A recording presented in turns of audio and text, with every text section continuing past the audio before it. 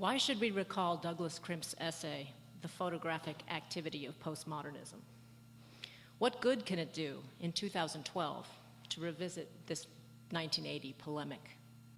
Is there something instructive in Crimp's claim that the advent of art's photographic reproducibility had rendered the, quote, aura of artistic originality obsolete?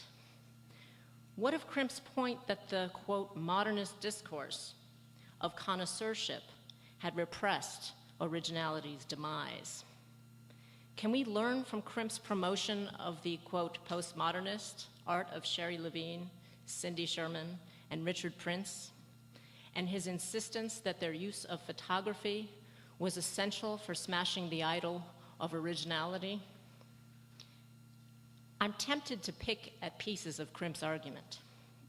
I could doubt that the reproducibility of artworks has ever diminished artistic signature. I could carp that he conflated Walter Benjamin's concept of aura, the cultish power artworks have when appearing in only one place, with evidence of individual artistic style. But these pieces are picked over. Now I find it fruitful to see Crimp's essay, as he himself later did, an artifact of its time. I view it as a foil to current realities of art making and consuming.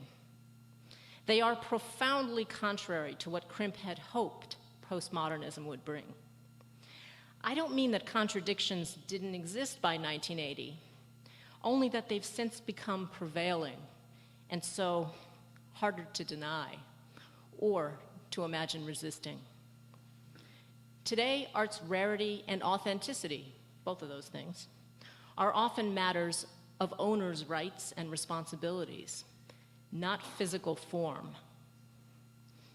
Moreover, digital technology has rendered reproduction not a corrupter, but a means of maximizing the reach of an artist's hand. Finally, given our vastly expanded art world, making works that are inherently multiple not only doesn't hinder the definition of artistic uniqueness, it provides a greater advantage in the process than ever before.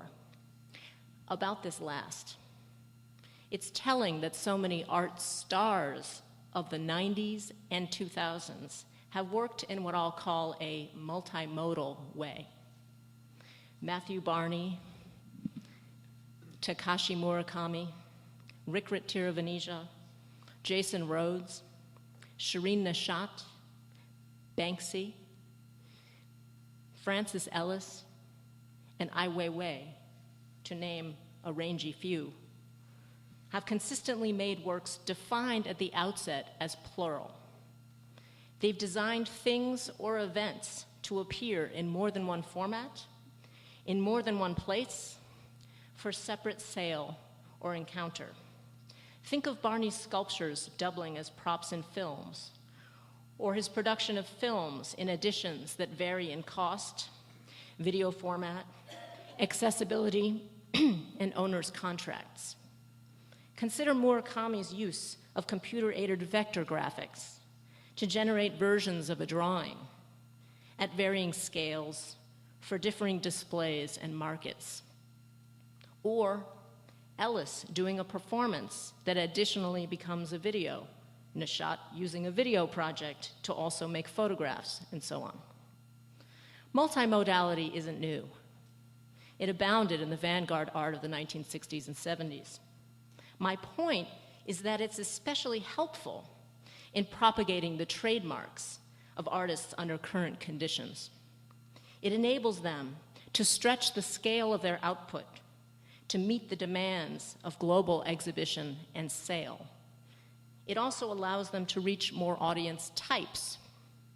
Plural modalities facilitate the efforts of galleries, publishers, museums, art fairs, etc., to attract differing segments of today's unprecedentedly large and multi-tiered audience for contemporary art.